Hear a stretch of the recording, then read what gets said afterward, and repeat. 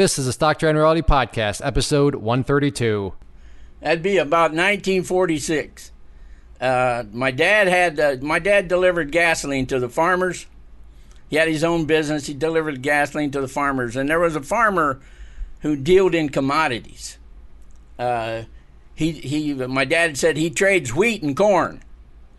And I'd gone in the house with my dad to get the bill signed after we left the gasoline, and I'd met him, but I was curious about that. I never forgot it.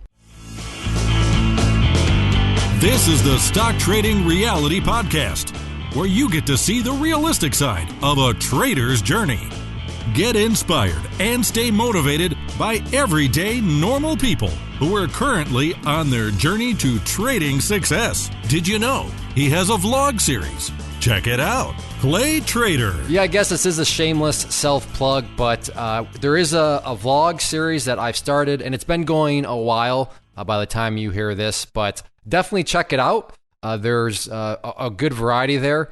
I think something for everybody. There's videos where I talk about my real estate. There's videos where it's just literally, hey, come hang out, see what just kind of, the life of a trader. And no, it's not like me driving around in Lamborghinis. It's just, I'm just a normal guy, like I say, and it's just out there hanging out. And then there's some other videos such as, I've gone and visited members of the community, and they've walked me through, a detailed daily routine of how they approach the market. So that's, an example of a video. And, there's just a tour of my office, a lot of random stuff. So if you're interested, there is a vlog series that has started, and we'll put a link to that in the show notes.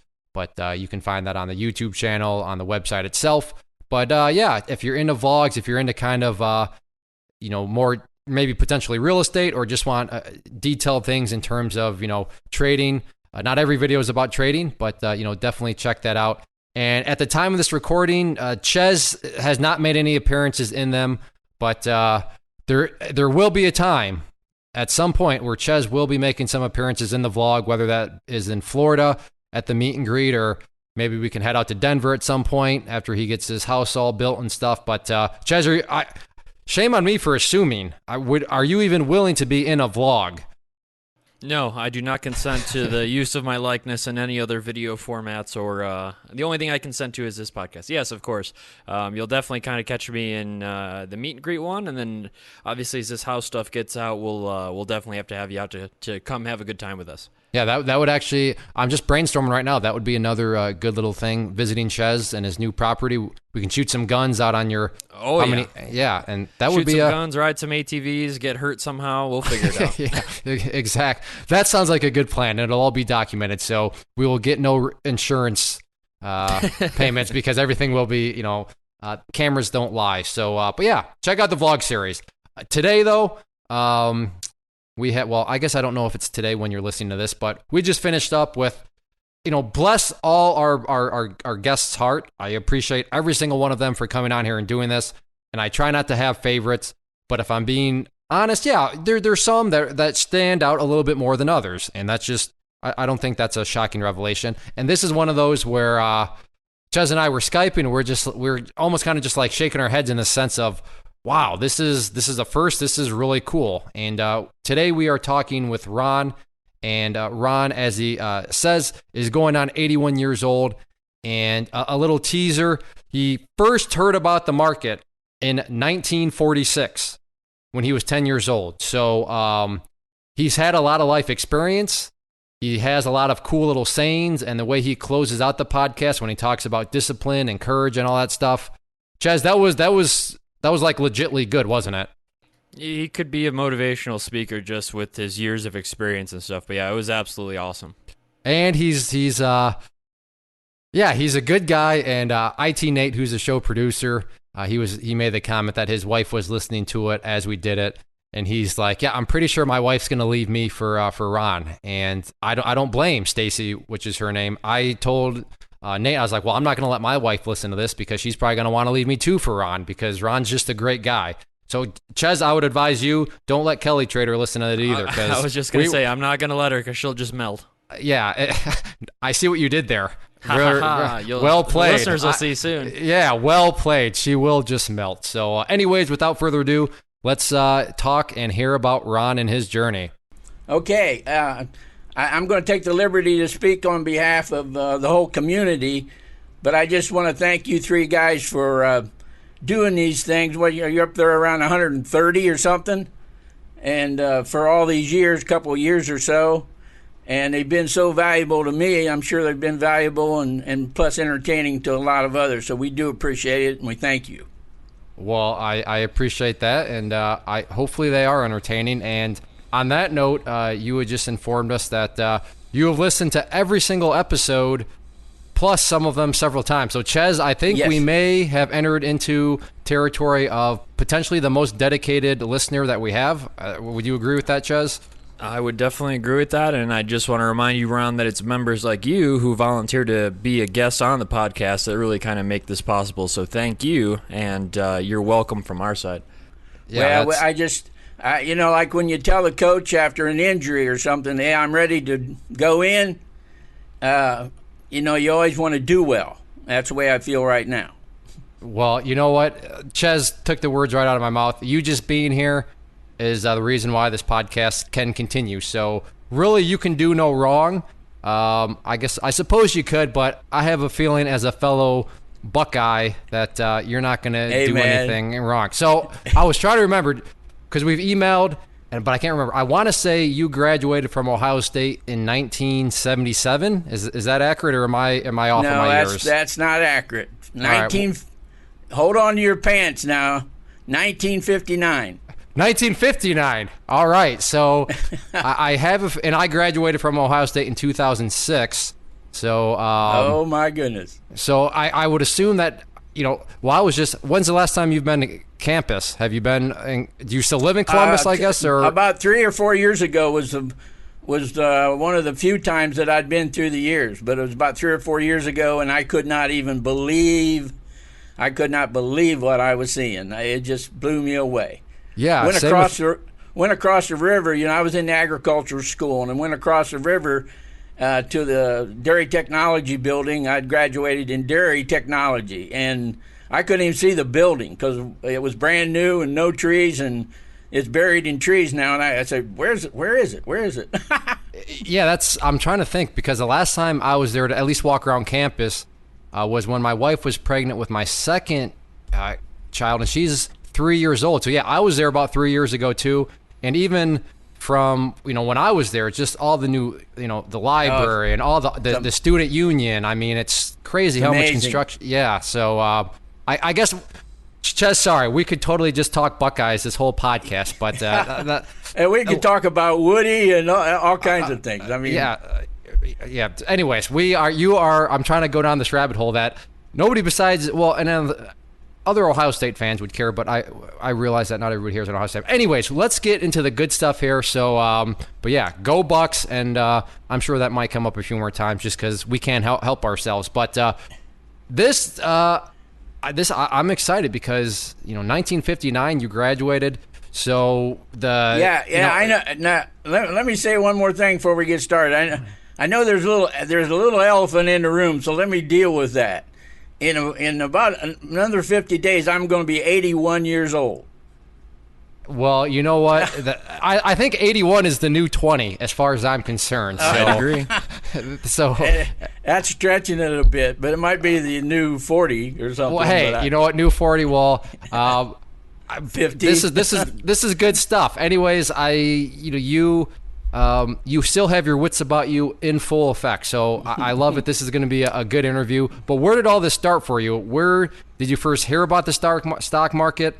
And what kind of got you interested to the point where you thought, I want to get a little bit more hands-on involved with it? Well, that's a big part of the journey. Back when I was about 10 years old, that'd be about 1946.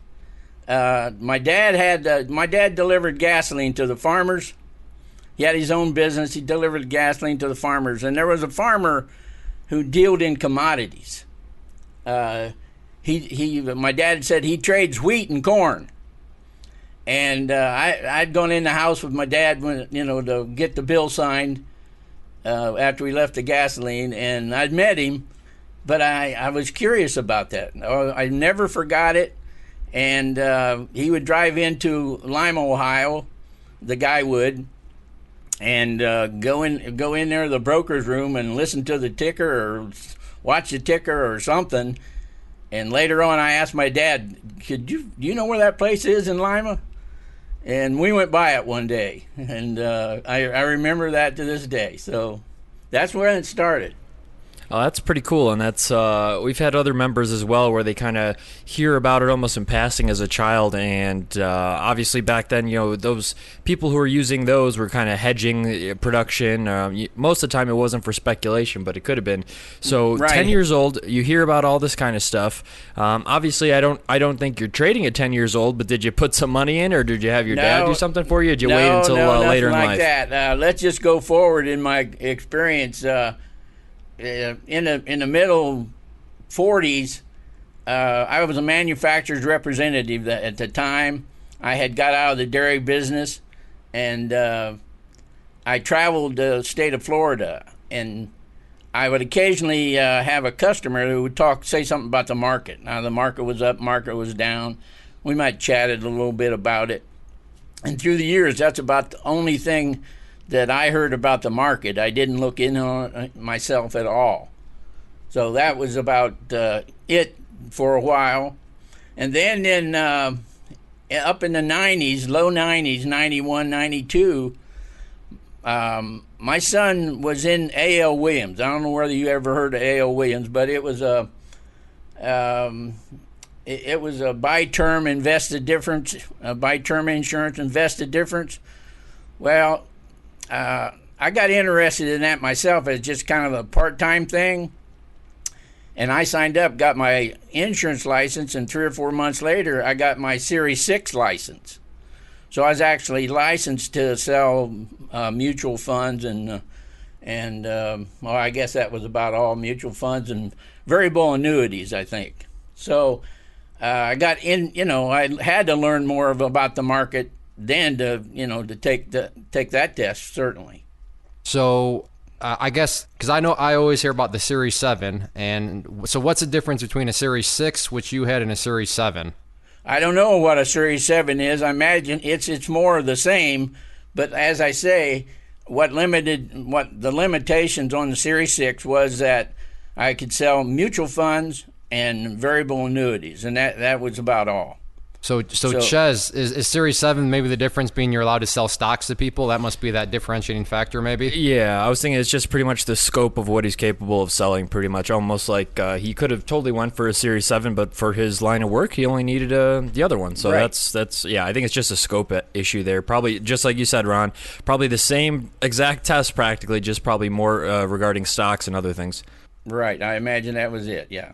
So so you get this license, what are you doing with it? Does that pull you more into the market? Are you cold calling people, or what exactly has this, you obtaining the... If you would talk to somebody about changing their insurance or buying, young people need a lot of insurance maybe when they have a child. So you would get them to buy term insurance and then take that difference in the money and invest it in a mutual fund. And that's what that was all about. So when you talk to somebody about making that kind of a transfer or change or buy insurance in the first place, that's where the selling of the stocks or mutual funds came in. Now, were you just selling the insurance, or were you selling it and then determining what sort of mutual funds you wanted to put this money into? Oh yes, the invested difference was a big part of it. That was what made it so different. You got a person would have $30,000, $20,000 worth of insurance. You walk in there and with the same money, you'd get them $150,000 worth of term insurance, plus some money left over to put in a good mutual fund. So it was a win-win situation. It turned the insurance industry upside down. And I guess so. This is super fascinating. So at this point, you were dictating what mutual funds to put it in. So what was your criteria? Did you have certain checklists that, well, I want to see this mutual fund that does this, that, or the other? I guess in short, the question: how are you dictating? How are you determining what mutual funds you were going to choose? By that time, during that time, the people you were talking to, they didn't know anything about mutual funds. All I can remember is we had good, solid mutual funds, and I don't think they were anything to do with specific sectors or anything. It was just general mutual funds, and just a diversified, whole lot better than the return you got if your insurance kept your money.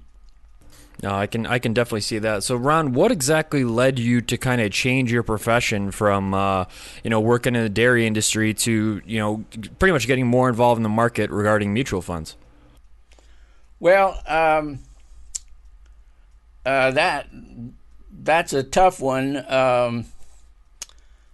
I was with Kraft Foods, and I had to, my wife used to say, Ron, why don't you just go ahead and take a cot down there to plant and stay, But in my field, I was a quality control manager at the time, and my next step was a superintendent or a manager of a dairy plant. So we were processes. And when I hear you, Clay, talk about loving processes, that's what we did. If you didn't do the process right, it didn't work. It didn't come out right. Amen. Build a system and set up a process. And does that apply to us? Yes. As traders, it absolutely applies. Amen. So I got crossways with a manager and had a meeting with him, and basically he wasn't going to change, and so I said, I guess I got to change, so I left. That's about what it came out to. Okay, well, you know what? Sometimes you just got to stand your ground, and good for you for not. I like the way you put that. He wasn't going to change, so I was the one that was going to change then. Yeah, right. Well, he didn't treat people very, very good, and it was a matter when you went into a meeting, you wondered is this my day? It's going to be somebody's day, but you didn't know whose day it was going to be. So anyway, that does not sound like a pleasant work environment. It wasn't. I'll leave it at that. So, I just kind of a side note. What exactly was your degree from Ohio State? What was the technical thing hanging on your wall? I graduated with a degree in dairy, what they call dairy technology. Dairy technology. And that is really the science of making the various products. I say science. That was. We actually had a dairy plant. We supplied the milk for the campus, and that's what it was all about. It had nothing to do with the cows. It was about the milk, and if you haven't think about a dairy plant, the milk comes in every day, whether you like it or not. There's no stopping the milk coming in. Yeah, that's true. You can't squeeze the udders and say, "Excuse me, cow, no more milk." Say, good I point. need a day off, or as a kid come to me one time and said, "Oh, we can't receive the milk. I can't find this so and so pipe," and I said, "Let me tell you something, young man. We're going to receive the milk, so we better get in a hurry here and come up with Plan B." But I know it was kind of like you had Plan B. Plan C and Plan D in everything you looked at, and that's carried over all of my life, and sometimes to the detriment. You tend to want to over prepare, and that's kind of affected me as I got in this. Wondered about getting in this business. I've sometimes find myself going too deep, too fast. That's a very common problem, but. I'm glad you went and kind of shared all that, because now it makes sense why you would struggle with that, because the environment that you've been accustomed to as in your previous employment, you've got to have a bunch of plans and you got to prepare, and sometimes that's going to cause you to over prepare. So that's right. That would make perfect sense on why you kind of experience that. So dairy technology, interesting. So you're in insurance. How long? That was just That was a part-time thing. Okay, and then we went to a big gathering, a meeting, and we were playing volleyball, and I broke my back. Broke your back playing volleyball? That's crazy. See, Ches, that's how Buckeyes do it. We go full bore at all times, even if it's volleyball at it probably didn't even mean anything. It was just volleyball for fun, but we're still going to go. Volleyball for fun. The ball went to my right. I dove out to get a piece of it, landed on packed, real hard packed dry sand, and I broke a bone in my back. And it took me about a year to recover. By that time, my son he was in it part-time, the insurance business with A.L. Williams, and he had to move on. He wasn't doing well enough. He got an opportunity to get a nice full-time job, and so he went on. So when I got healed up, my son was no longer in the business, so I didn't go back in it. It was probably the biggest mistake I ever made, but that's the way it happened. So then after hindsight's always 20/20. Yeah, I got in the real estate business. I've thought so many times you and I are cut from the same cloth in a lot of ways. I got into real estate business, got my license, ended up getting my mortgage broker's license, started my own company, I and another guy, and we were struggling, and we were. Let me ask you this. Let me cut you off and just ask you this. What caught your eye about real estate? What caught your fancy? I mean, why real estate? Well, I don't know. I thought I could do it for one thing. That's always a good reason for things. I mean, that's more than valid. I thought I would be decent, and I loved helping people. It turned out I didn't like real estate too well because I had to deal with the other realtors. And some of them, were a little pushy, and it's cutthroat. Real estate is cutthroat. Yes, absolutely. Yes, I quickly learned that several years ago when I got involved. Behind the scenes, it can get a little. That's right. Yeah. So I ended up. I worked in that about 6 years. Oh, my partner, after about 6 months of being in the buyer brokerage business, where we only represented buyers. Oh, okay. And that was against the grain, of course. But my partner died, and he was the broker. So I quickly had to get my broker's license and had to put the hammer down the day before the weekend before the test for my broker's license. I took a mattress down to my office. I locked the door and didn't come out for 3 days, and that next Monday morning I took the test. I just want to clarify. You literally took a mattress into your office. I literally took a mattress, and I even took food. I didn't even leave the room. Okay, so I wanted to make sure that wasn't a figure of speech. But Ches, we preach about it all the time. We don't want to hear your excuses. Yet, more proof, in probably the most extreme way we've ever heard. He literally took a mattress into his office and food so he couldn't leave the room. I mean, is that not hard work at its best, Ches? Yeah, absolutely. But for the younger listeners out there, you just have to go to Ohio State now, because this kind of form of dedication and you Buckeyes are crazy. But yeah, that's that's literally dedication. Let me say this: you could do worse than go to Ohio State. That's for sure. So you passed the brokerage exam, I would assume, right? Yes, I did. I got 74. I needed 70, and guess what? I got the same license everybody else had. Yeah, what is it for the medical school thing, right? I mean, the bottom of the doctor is still got all the same privileges as the doctor that gets. That's right. You just got to get the pass. So, how long were you doing real estate for? Was this mid '90s when you were doing this stuff? Yes, it was in the mid '90s. Yeah, I think I got in real estate in about '94, something like that. And about 6 years, you said you were in it? Yeah, about 6 years. And I was even a property manager for a while, managed about 20, 25 properties. Okay, I got to ask you this. Give me your best horror story that you can remember in the property management side of things. Well, this didn't actually happen to me, but I know it happened. 2 nurses, when they walked down the sidewalk in the morning to go to the hospital, they looked wonderful. You go inside the house, and they had dedicated one room as a kennel. Oh, no. And they had 3 or 4 dogs in there, and that's where they lived. The dogs lived. And they didn't clean the kennel too often. So that's just one of the stories, And enough said there when... Yeah. And and of course, I had to chase money. You know how that goes. Yeah, it's... Yeah, you might have more patience than I do when it comes if you're able to do property managing, because that's definitely, real estate can be great, but real estate has its little underbelly too. So you were doing brokerages, you were doing property management, and that took you up until right around the late 90s. I retired actually in 2000.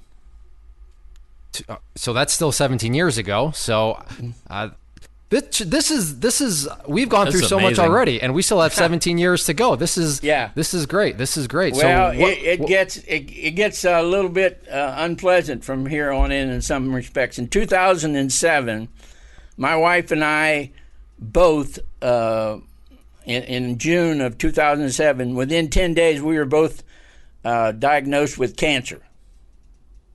Within 10 days, we both got cancer had cancer at the same time. Man, when it rains, it pours. Yeah, that changes your life a little bit. So I'm sure.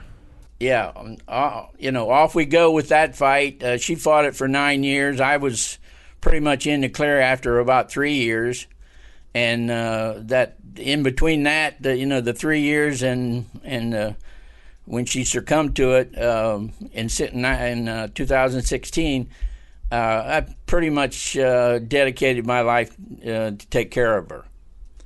So well, yeah, that's I don't know. All I can say is, I mean, I respect you that much more, just because that's a terrible situation that I really can't relate to, because I've never been through it, so I just really don't know. That is so true, and don't feel bad about it, because you.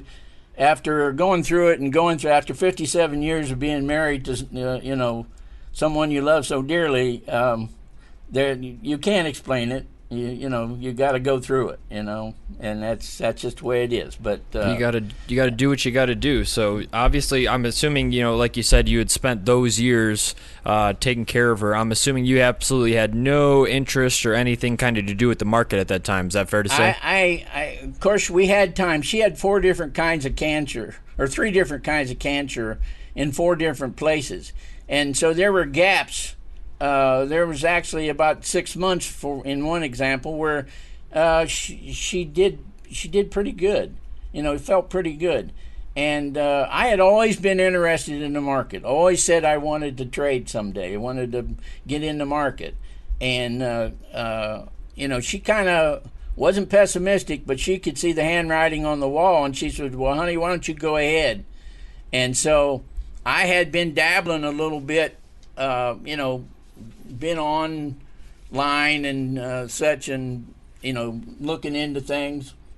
Even bumped into our friend Timmy, and I didn't want to go with him. I had no interest in him. I thought he was a smart aleck. I didn't want a Lamborghini anyways. I had owned a good sports car, and I didn't want one of those. Where can you drive something like that anyways? But I didn't like him, and but I got interested in technical analysis. I don't know whether you've heard of point and figure charting. Yep. Yeah, I got very interested in that. And how did that happen? Out of curiosity, I bought a used. Well, first I bought a swing trade book. So that was a little interesting. And then I was in a used bookstore, and I saw this point and figure by Dorsey. I think his name Tom Dorsey, and I bought that used book. And then I ended up buying one of his new books, and I actually tracked stocks, a number of stocks for a while. Every day, I'd make the entries and follow it. And of course, that system basically, one of the big things it did is took the noise out of the price action. Not to go into it, but it's what it did. It just took the noise out of it. By the way it was designed. So, anyways, I was actually looking for a broker, a discount broker, to start trading based on that system. So my interest was really starting to peak at that time. So my wife had said, hey, go ahead. And so I started looking around, and guess what? I bumped into you. Where did you bump into me at? On the internet, on YouTube. YouTube, okay. Yeah, and guess what? I liked you better than Timmy. Well, I'm not. He doesn't I won't say that. I'll just say good. I'm happy to hear that. Yeah. So, anyways, that was. I look back at my notes because I had to prepare for something like this. Look back in 2015, 9/7 it was. The month that'd be August, huh? No, September. September, yep. So September almost 2 years 7th, ago. I said I watched Clay Trader YouTube, Trading Simplified, live stock trading. I referenced a couple other financial, programs I'd got onto YouTube and watched them. I also had a note here that I got interested. I was looking into Trade King as a broker. I watched stockmarketeducation.org. I looked into gold and silver, see what that was all about. I was on a site, Wealth Pilgrim. It's called Wealth Pilgrim. I can't say I've ever heard of that one. What a name. And I don't either. And I don't even remember it. I got it. I wrote down Traders Fly. Traders.fly. I don't know what that was. But anyways, the point is I was looking around, and I started paying attention to you, and this is interesting. I looked in at the CTU. I read the testimonials, and I had just after I read them, I had written, "Wow." That's all I had written. So I think that's a compliment. That's short. It's quite the high compliment too. Yeah. I had a half a page of notes where I wanted to know what kind of value is this. So I looked up how much it was costing to go to the community colleges. I actually did. I got a half a page of notes on what it costs, per credit hour or not, because I was comparing your price of your stuff with that. So of course I and how much was it? Because Ches, I know you as a customer service guy, Ches, you got to be loving this, because that's what we always tell people, and they're like, "Well, that's pretty expensive." And I know, Ches, you're always like, "Well, I understand why you think that, but I mean, if you compare it to what, Ches? I mean, the amount I spent on college, and right? I mean, it costs less than courses I took, and you get a couple weeks with the instructor, 1 hour per week. I mean, yeah, it's you got to look at it almost in an apples to apples type thing for what you're actually getting. And at this point, I think we're up to probably 1,600 hours or something. We had so much content.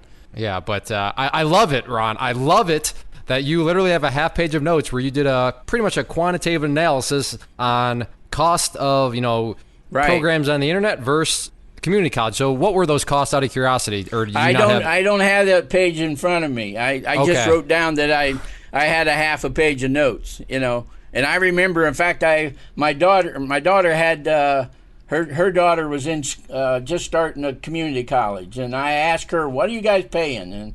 And she told me, and so I knew it was a good deal. I could see that. Now I know it wouldn't be a good deal if you fart around with it, excuse my French, and don't do anything with it. But I knew if I ended up being a trader, that would be a good deal. That's so. You did plenty of research. What was your next step? Did you end up buying CTU? Did you just join the inner circle? Let me just read here a couple of things. 913 claytrader.com podcast, STR 25. Ready, Set, Go was the name of it. And I got here a good example of what not to do, which I thought was great. Who was episode 25? Was that Patty? I didn't write it down here. I did not write it down. I probably did, in my notes. And I said, here I got signed up for a newsletter, 914. That's in 2015. So 2 years ago, you signed up for the newsletter. Gotcha. And then 925, watched several YouTubes and about 10 podcasts. So you can see I'm getting closer. I'm getting hooked about this time. Yeah, and things are ramping up. Yeah, and here's the next big one. I got a red mark around it. Purchase CTU, and I remember it was late at night. It was like 11 o'clock or something. And I started trading robotic. I started studying robotic trading immediately. It says here, and that's true. So, now, is this one of these things where you pulled the mattress back into your office, or no? Well, no, not quite, not that quite. But I was still, I had my wife to take care of, but she was having decent days, and she had encouraged me, and so I'd usually, when I get her tucked in bed and with all the drugs she was on, a lot of times by 9 o'clock she'd be asleep. So it'd be those next 2 or 3 hours where I'd study, and it says here in 2000, January 12, 2016, I actually went, took advantage of a trade talk. And I made the comment, here's what I made the comment after that trade talk.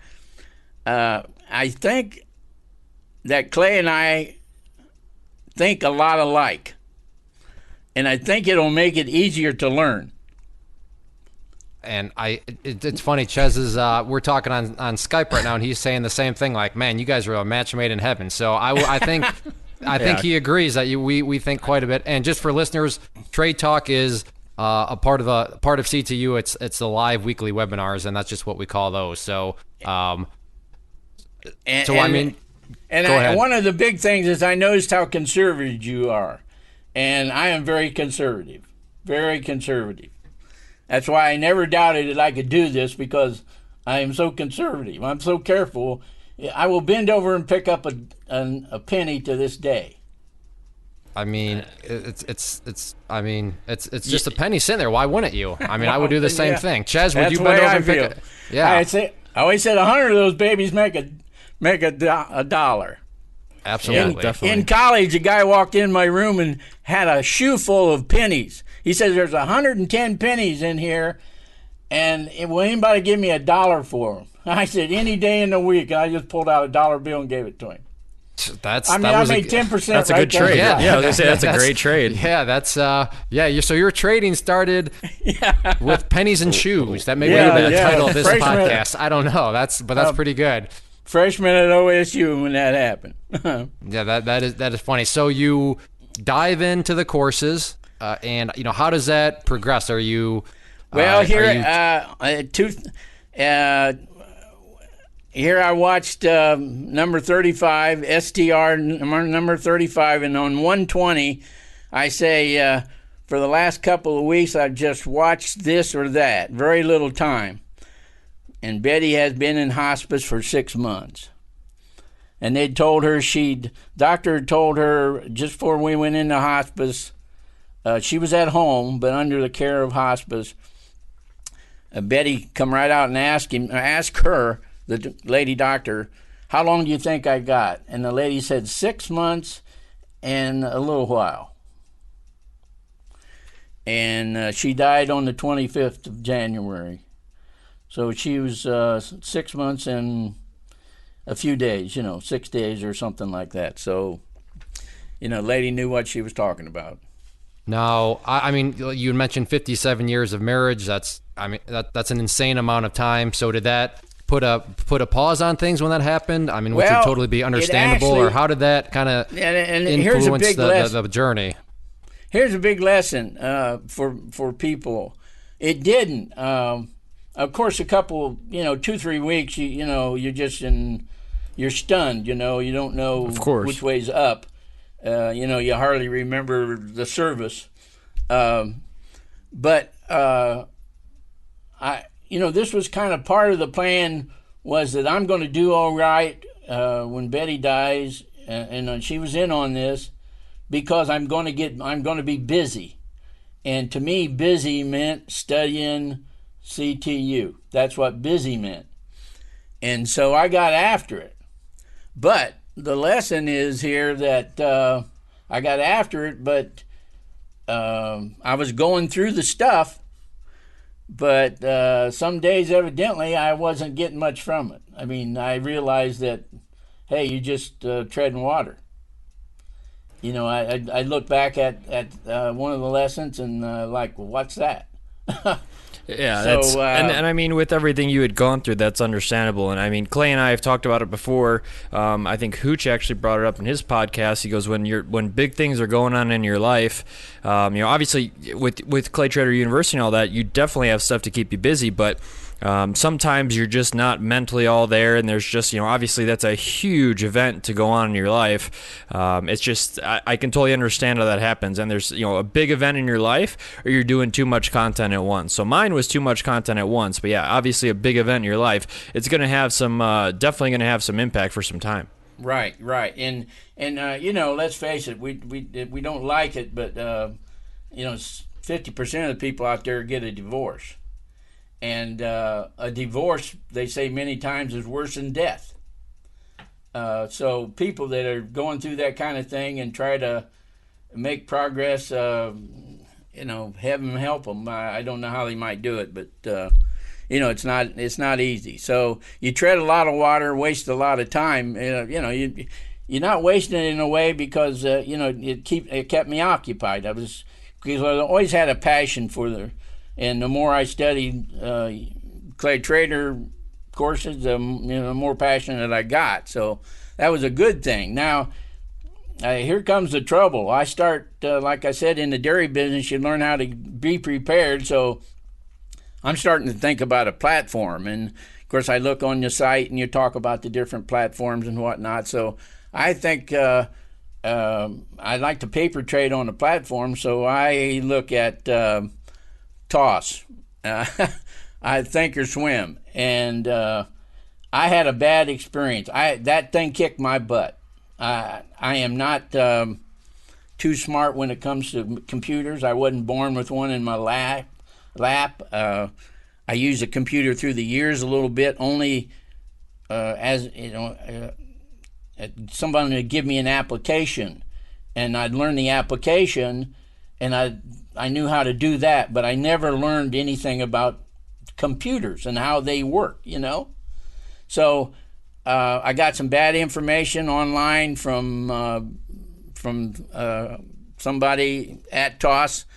One time it discouraged me. I just couldn't figure it out. I mean, and they kept changing it, new things coming up. And Ches, I know you use that platform. And that to you, that didn't mean a thing, those little changes. But every time there was a little change, it would put me into shock practically. Oh, no, because I had to go through it to see if it was important. And, maybe it wasn't, but I had to pay attention because it could be important later. So that really was a bad experience. So I'm looking for another platform. I bump into Doe, which is, the Tasty Trade platform. About that time, they were just saying they're going to have a brokerage firm. Yep, Tastyworks. Yep. Yeah, Tastyworks. So I'd gone through Clay. I'd gone through the two options courses. The first one I'd gone through very carefully.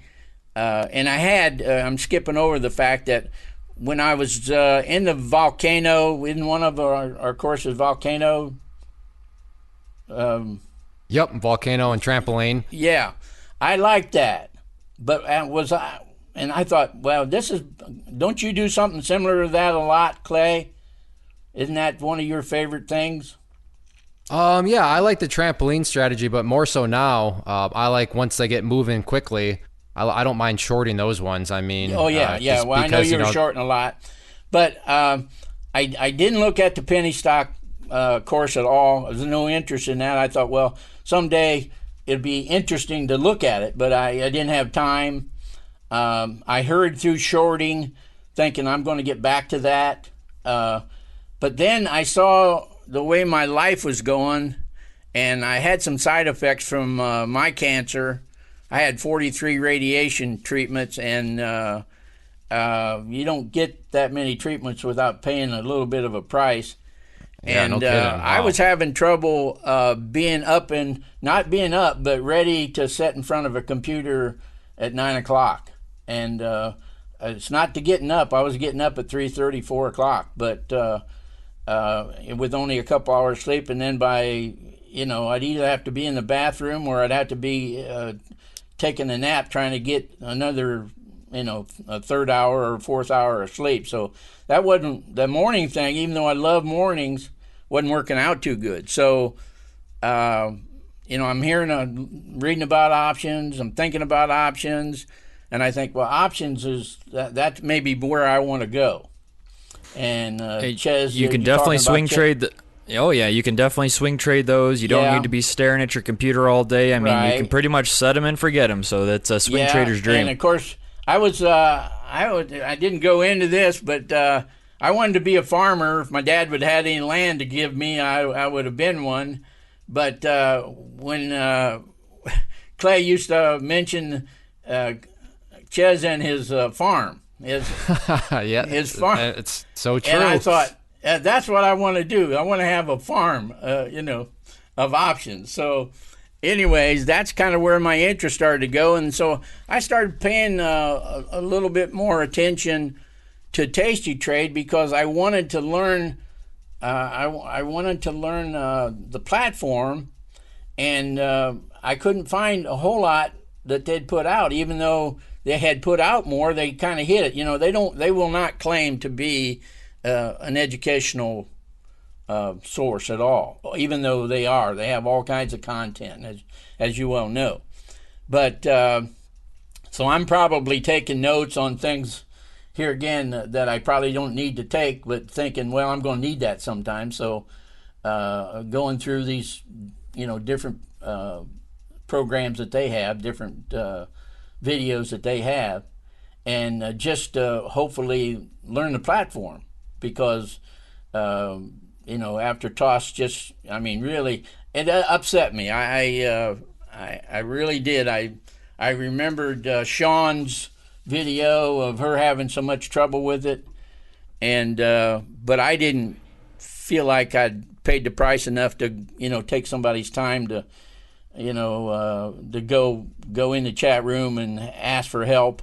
I thought, no, Ron, you got to study it, but it just didn't work out. So that's why I was very platform conscious. Tasty Trade, they had said that they were going to have a platform you could paper trade in, and it hasn't happened yet. But I do have an account. I had an account at Toss. I never used it, but I have one at Tasty Trade, and I'm trying to get there, get ready. So I guess, am I a trader yet? No way. I'm not. All right, you're just going to say you just took the words out of my mouth. I was going to ask, so have you put on any trades yet, or are you just figuring out what exactly you want to trade, and you're just getting your familiarity down? I'm a little bit more than familiar, but I cannot get the light to come on. If you know what I'm talking about. I know a lot of stuff, but I can't just get comfortable. I think, I know that, and then I'll watch something, and they'll mention these terms or something about a trade, and all of a sudden I say, whoa, wait a minute, what? I don't understand that. And I knew I had just worked that out, mentally worked that out. And so that's just part of my struggle. I mean, what are you going to do? Just keep pumping. So the light bulb not coming on, is this more attributed to all your platform issues, maybe your intimidation, if you will, of technology, or is it you are just, flat out wrong in terms of what you think what you think a stock may be doing, or, as far as an options farm is concerned, let me ask it this way. Are you paper trading it at all right now? No, I haven't. I've told my son, he asked me once in a while, you paper trading yet? And I said, no, in about a couple of weeks. I think I've told him out in the last year, I've told him that 3 or 4 times. Have you considered paper trading with physical paper and pen, just writing down the prices and say 100 shares and, write your stop loss? Because that's actually that's how I practice personally. Yeah. What were you doing? What strategies were you? Well, I thought I ought to start and verticals. Okay, so that's definitely more difficult to paper trade. I'll give you that. I was just, for me, practicing kind of my chart vision and stuff like that, I would literally just pull up a live chart, at whatever platform you had, and if, say, I wanted to enter at 4605, I'd write entry 4605, stop loss at 4590, and then so on and so forth. So that was just for me to kind of practice general direction type stuff. I can definitely understand though. Paper trading advanced options, you're definitely going to need a platform because it's got to do math. You're short one of these, you're long one of these. So I can definitely understand kind of you needing essentially a paper trading platform for that. Yeah, well, that's kind of where I'm at. I think I know what I should and shouldn't try to do so far as strategies are concerned. I'm getting a little less worried about being directional.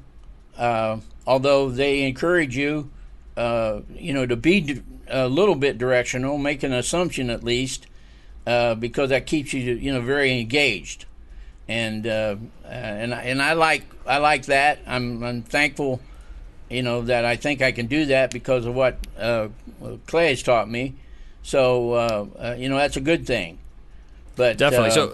So I got a question for you, Ron. Thinkorswim actually offers a kind of 1 hour training. Essentially, you can utilize it at any time. You just have to ask for it. Did you ever use that at all, or no? I didn't use that. I didn't hear of that. Okay, I'd get so upset with them. Some days I'd ignore them for, I wouldn't go back on there for 3 or 4 days. I knew, hey, you got to have, you got to trade it with a platform. I went through that for a number of months, and they didn't keep their archives up to date so far as their the archives they had for walking you through step by step. That's what I wanted. I wanted somebody to just take me through step by step. Now here's how this platform works, and I know Nate did some of that, and no offense, but Nate goes a little too fast for me.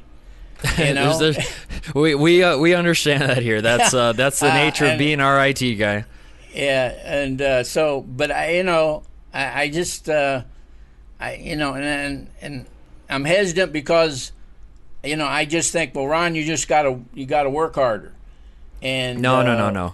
I can tell you from experience that Thinkorswim, especially the first time I launched it, I thought I was looking at the flight deck of a spaceship. Yes. It's very, very overwhelming. But I will tell you this though: after the podcast, I will find the link for you on how to do it, and they will actually personally call you on the phone.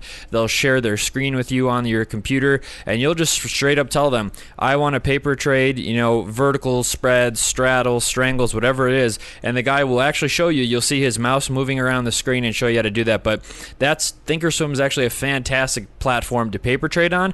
But I totally understand what you're saying in the sense of this person will show you one-on-one how to enter your orders, how to close your orders, how to kind of pull stuff up. I've worked through that. I know how to do that. I mean, okay. I've gone through that with the paper with Tasty Trade. They got content up the wazoo, as I call it.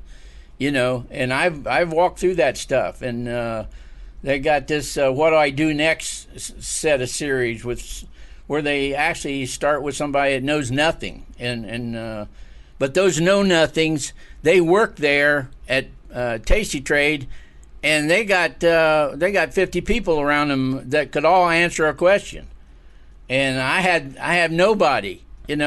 If I put on a trade and it's I wonder, I think it's going wrong, I got to know how to defend it. I can't ask somebody, so Definitely. that's part of it. I just got to, and I know I can't study it all the time. I've learned that by trying to learn more about how to learn stuff like this. You got to just feed it to yourself bits at a time because it's overwhelming. Options is hard. I mean, and I've actually seen people at at Tasty Trade admit it. It's not easy. It's not rocket science, but it's not easy. And Go ahead. No, go ahead, Ron. Well, and if you don't have a background in computers like I don't, it just it's crazy. But the platform, I see I can learn I can learn the Tasty World platform. I need some more practice, but I can do it, and I take good notes. I got tons of notes from all my clay trader stuff, and when I watch anything, I a lot of times I'll watch it one time and then go through it the next time and take notes. So it sounds like you have yourself a plan. It's just like you said, you can do it. It's just going to take a little bit more time, because I keep going back to that number. You literally first heard about the stock market. Your first recollection was in 1946. So yeah, you're not like the kids nowadays that as soon as they pop out of their mom, or somebody hands them an iPhone. That's just not how it was for you. No, that's not right. That's right. And so I mean, just a little hurdle, but from the impression that I get, you're still bound and determined to get it. It's just something that I'm sure the younger generation takes a little bit more for granted, that they've always grown up with technology and all this stuff. So just a little hurdle for you to get over. But Ches, would you agree? Ron's clearly got a plan to get over it. It's just a matter of continuing to push to get over it, right? Yeah, absolutely. And I think that's something, the fact most people kind of come in and they just want to dive into the platform and just start live trading. I wouldn't say, it's a benefit to Ron that he isn't at that point yet, but the thing is, he's got his plan, he's done his studies, he knows what trades he's looking for. Now we just got to get over that hurdle of pretty much execution, and he's going to be good to go. Well, I'm going to trade small and trade often. That's one of their sayings, and I think that's good. You guys have said it. Trade often, trade small. Yeah, it's all about putting the statistics in your favor. I got a nice little chunk of money in there. I'm not. I can trade a little bit, but it's still going to be small.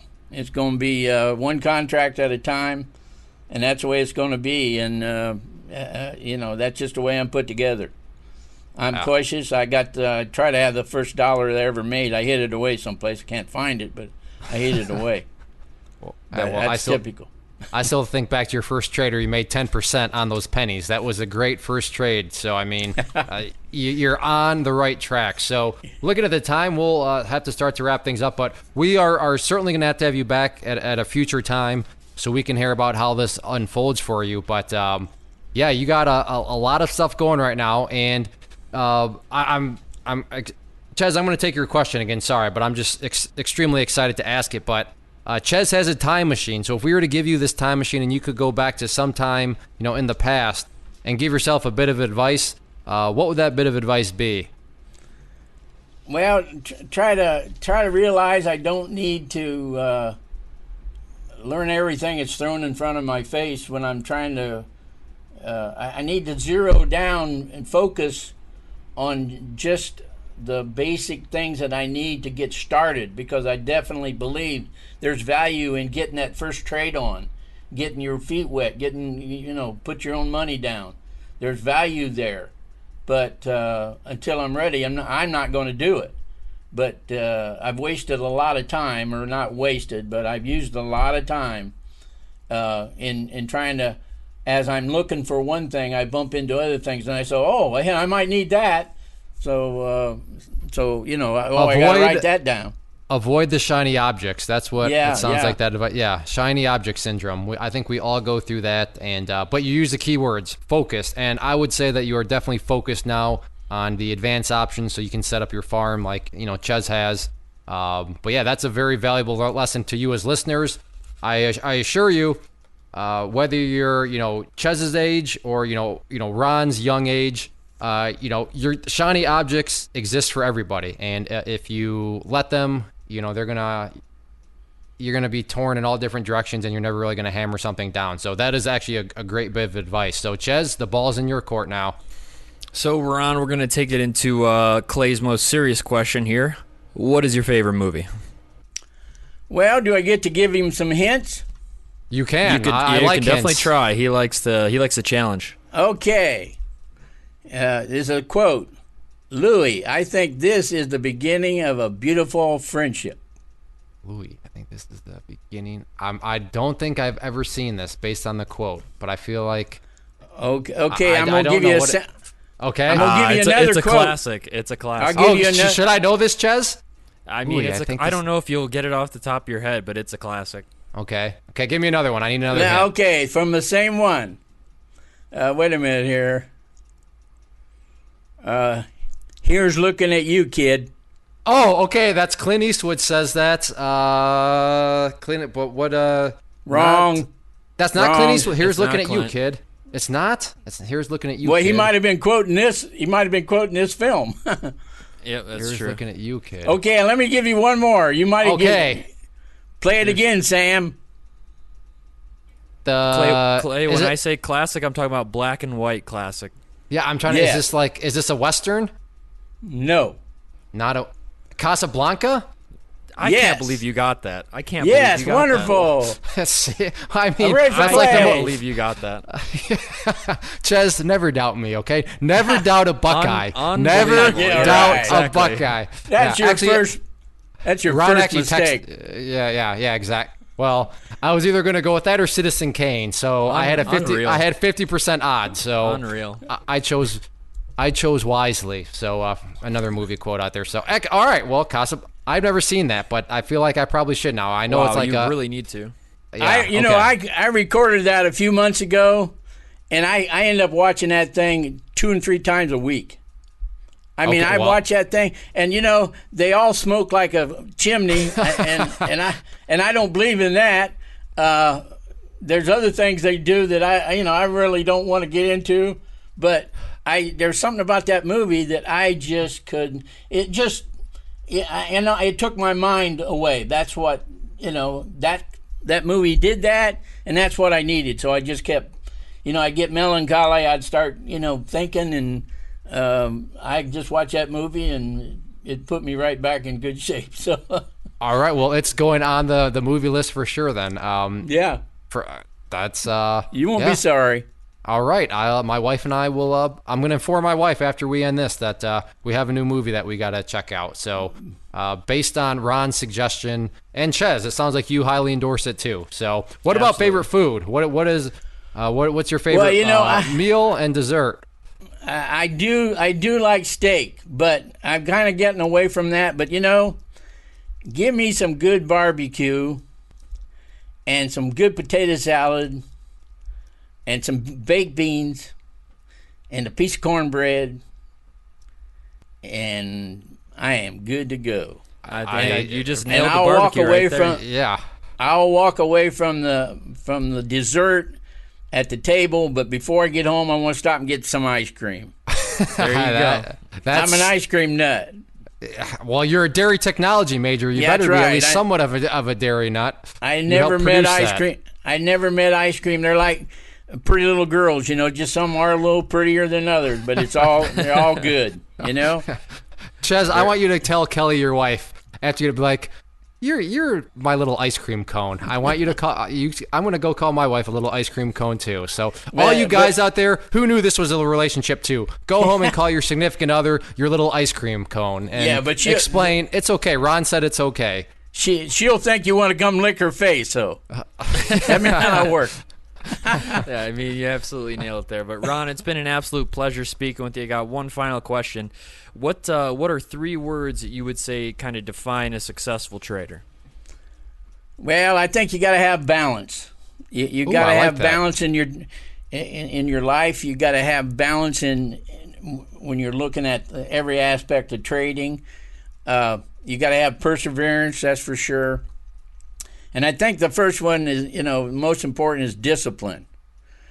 And to me, discipline's always been really, really, really important. And I even coined a phrase when I had my kids, and we had our kids.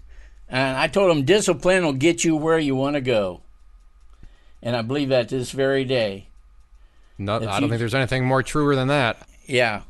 And I remember Clay, you talking about practice makes perfect, and you wanted to change that up, as they say, and change it to perfect practice makes perfect, and that's the way with discipline. Discipline is great, but you got to have, it comes down to courage. You got to have the courage to carry out, the guidelines and what you've been taught, and that's what that is it's effort. It's having the guts, the courage to get up off the couch or whatever and do what you need to do to prepare yourself. Like Abraham Lincoln said, prepare yourself and your chance will come. And that's what you got to do with discipline. You got to look in the mirror, and that's, you got to make that person in the mirror your hero. And he's your hero because he knows what he should do and he does it. And that's discipline. And when one day you look in the mirror and you say, hey, I'm not perfect, but I'm kind of proud of that, I have a purpose and I'm following it. And so that's what I'm going to try to keep doing. Well, Ches, I as far as ending of a show is concerned, I think he just took the cake there. That was that's about as motivational as it gets. Yep, I can't even disagree with that. So, well, Ron, do we have another question we got to ask him? That threw me off. Are we done? That was that good. We're good. I think we're that good, and that's the mic drop right there. I got a little. Yeah. You got a minute for just one little saying that my son came up with? Absolutely. Yeah, for sure. My son told his kids, he said, if you're going to be foolish, you better be tough. Now, he really didn't use foolish. He used stupid. He told them, if you're going to be stupid, you got to be tough. And I think that applies to trading. If you're going to go off and do... I would change it to, if you're going to be stupid, you better have a big bank account because it's going to cost you in trading. Yep. That's right. Because if you do dumb things, you're going to pay the big price. Yep. Absolutely. Sure. That 100% applies to trading. So any other sayings, Ron, before we end things? Because you're full of good sayings. I'll give you credit there. I love sayings. I love sayings, and it's amazing how many sayings pops up. And I write a journal every day, and sometimes I write something and I say, where'd that come from? Well, I know it came from when I was 10 or 15 years old and hearing my dad and mom talk, We're from the Midwest. I'm from northwestern Ohio, and we had a lot of sayings. I'm from a German background, and, there's just a lot of good old sayings. So that's encouraging to me as a dad, because to know that you remember at age almost 81 what your parents said to you, then I remember that as a father, that, okay, my kids are going to remember what I'm saying to them. So I'm going to try to pack them with plenty of good sayings. So that's really, thank you for saying that. Yeah, my son says it to this day. He says, I end up saying things and say, where'd that come from? And then all of a sudden I say, yep, I know where it came from. It's like looking in the mirror, and all of a sudden you look in there and there's your dad looking at you, I guess that's where, the apple doesn't fall too far from the tree, That's right. That is good stuff. Well, Ron, thank you so much for taking time out of your day. And like I said earlier, we will definitely have to have you back to get an update on things. But thank you very much for spending some time with us. Well, thanks for having me. I consider it a privilege, and I hope I contributed just a little bit. I assure you contributed a lot more than just a little bit. So thank you again. Thank you, Ches, our esteemed co-host, and thank you as listeners. A few final things, though, before I wrap it up. If you are listening on YouTube, make sure to check out the remainder of the channel. There's lots of other videos and such there, so you can click that. Well, hopefully you decided to click that subscribe button and click the like button on this exact video. If you're listening on the website itself, click that share button, leave us a comment down below. I do read them. We will interact, and feedback is always appreciated. And then finally, if you're listening on iTunes or one of the other podcast players, please subscribe. And especially on iTunes, if you could leave us a rating, that would really go a long way and helps us out quite a bit. So thank you again to all of you as listeners. Thank you again to Ron, Ches. We will see you back next week.